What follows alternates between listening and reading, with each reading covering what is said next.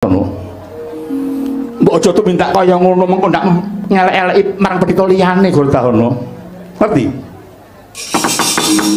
Praja muntap lir kinetap. Jojo bang mawing ngengis. Medhot pantoning lati. Oh, netrang nek ngondarandir soring jonggo malatu-latu. Sinabet marang sedeng bel uruk metu tahanane.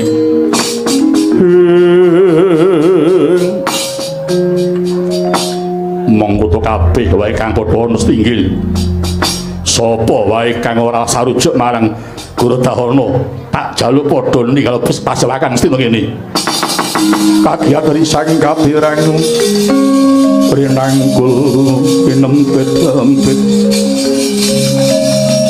duh sanget naning Prawana kowe ladalah. Waduh Duryudana aku njaluk pangapura dene aku wani sumlonong tembungku iki mau. Duryudana aku pendhita kang ora weruh marang tata krama. Bisma ora patut ana pasewakan kene. Tak dongake muga nang diparing ana eling kowe Duryudana.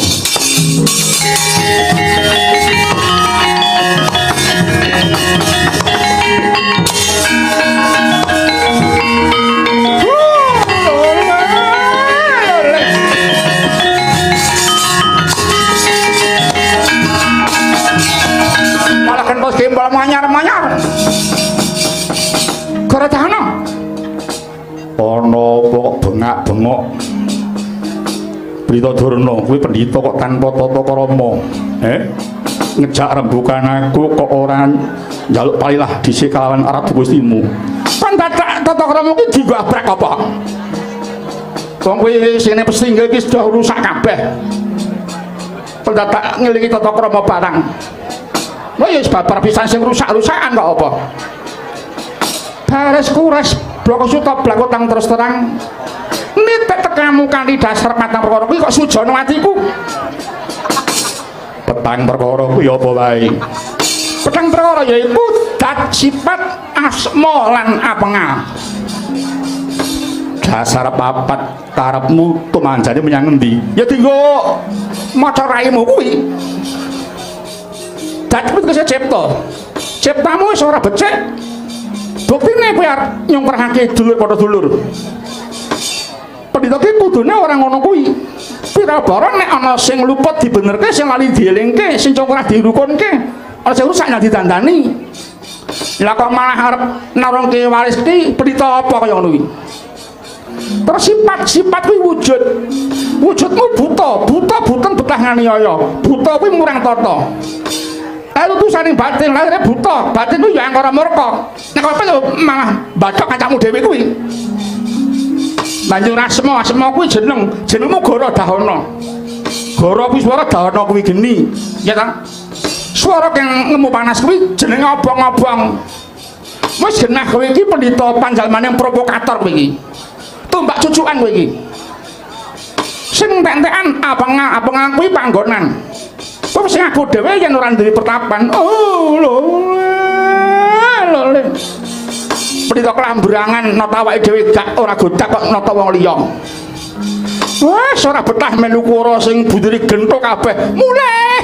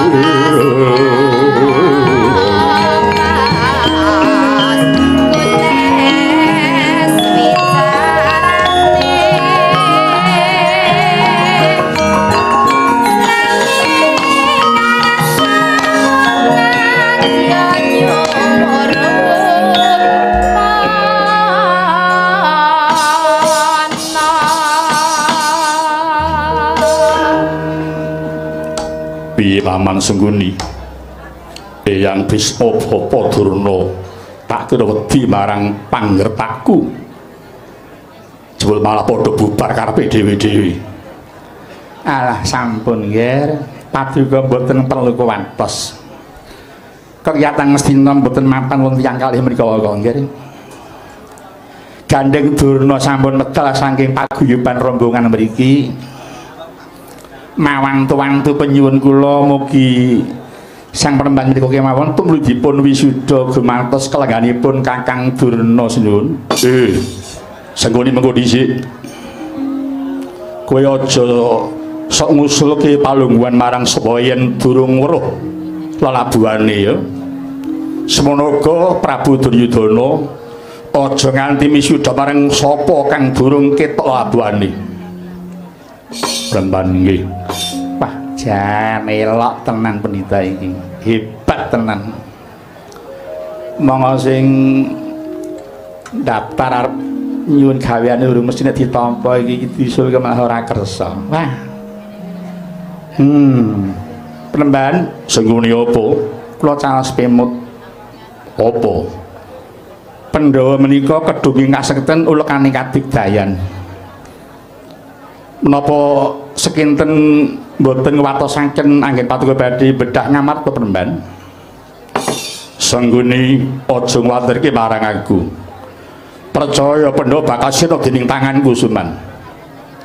Kapara dina iki aku njaluk pamit tuwuli prapteng Praja Ngamarta ngrebut panguwasa Ngamarta saka tenganing pranakan Pandhawa Sang Prabu. Nggih Penemban. Sawetahipun semonggo sangat gawan Guru Tahana. Sembah kula ingkang nderek jengkar paduka mugi lebha ing karya Paman Sengguni wonten timbalan dawuh napa kadang Kurawa kinten padha sabiyantu sang Penemban bedah Praja Ngamarta ngestakaken dawuh parang kula pamit madhal pasawanan Paman Nyang Nirharja karto para nun kula dhewe para budhaling Paman Sengguni ugi embangi pangestu duga-duga digawa ngati-ati aja kongsi keri aja nalisir kang dilakumu. Sri Kanjeng sinuwun.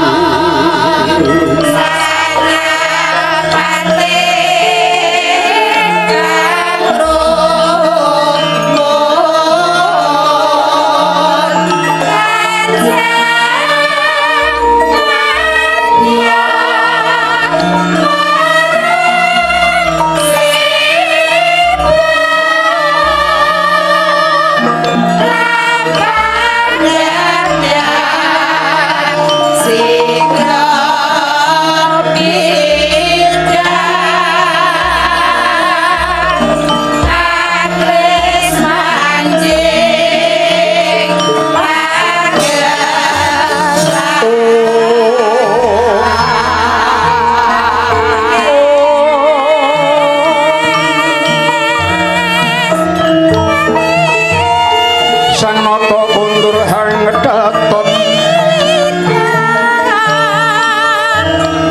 tindak nyelengkeh-lengkeh ler singa lupa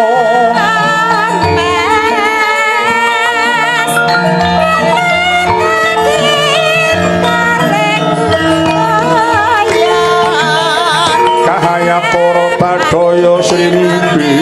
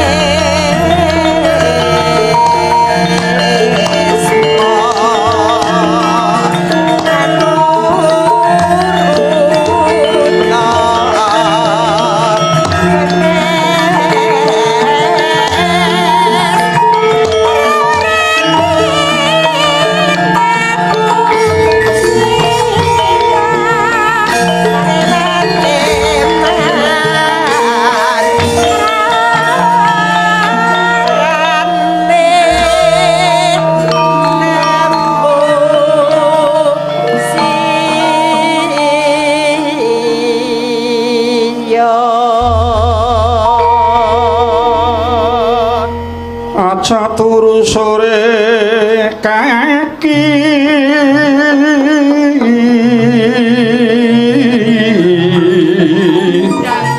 monggo Mbak Uun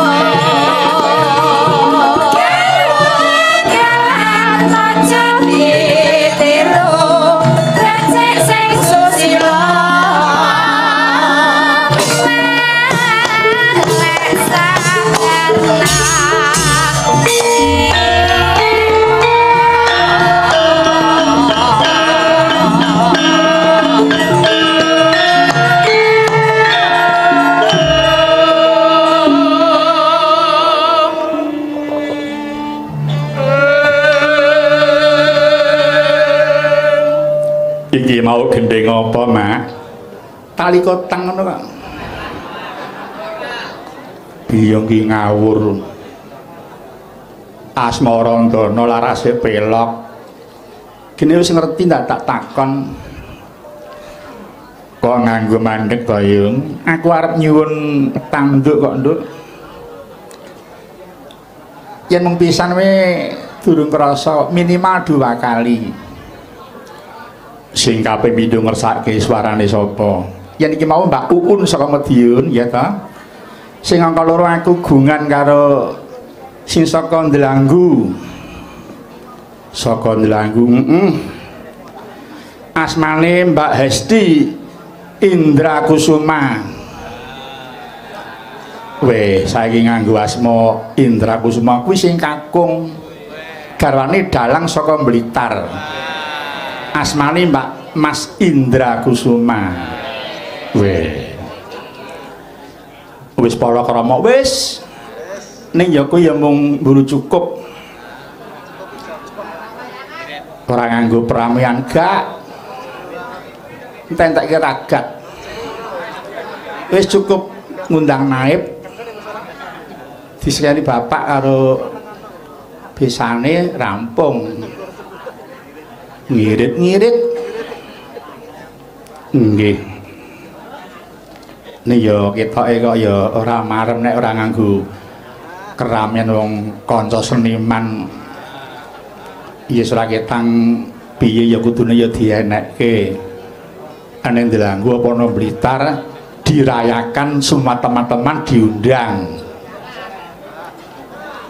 Kuwi arep konengan pirang minggu kelakon wong kancane akeh. Sak pirote ya, Nduk. Nggih. Yes monggo mbok iki lagi nyalengi ya, Nduk. Sing kakung mayang dicalengi sik, sing putih sinden calengi sik, klumpuke lagi dienekke pahargyan geden-gedenan. Lah rak ngono, heeh. Sok nyewa gedung sing paling gedhe dhewe. Nek kira kurang ya lapangan. Malah masuk angin. Monggo Mbak Esti pun aturaken Mbak Engko kalih tak sun dijenglengke ya, Nduk. Nggih, pun jenglengaken, Cok. Monggo. Ana tuli sing yuwang widi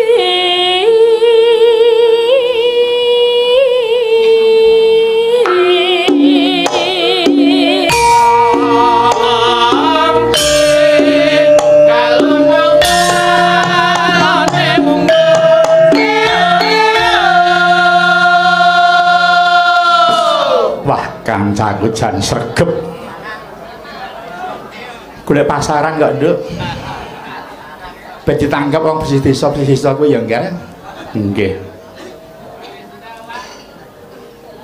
Monggo. Yen wong sabar lanang Dikampleng sisa lucok petuk gamelan apik ndek Mbah Kamto.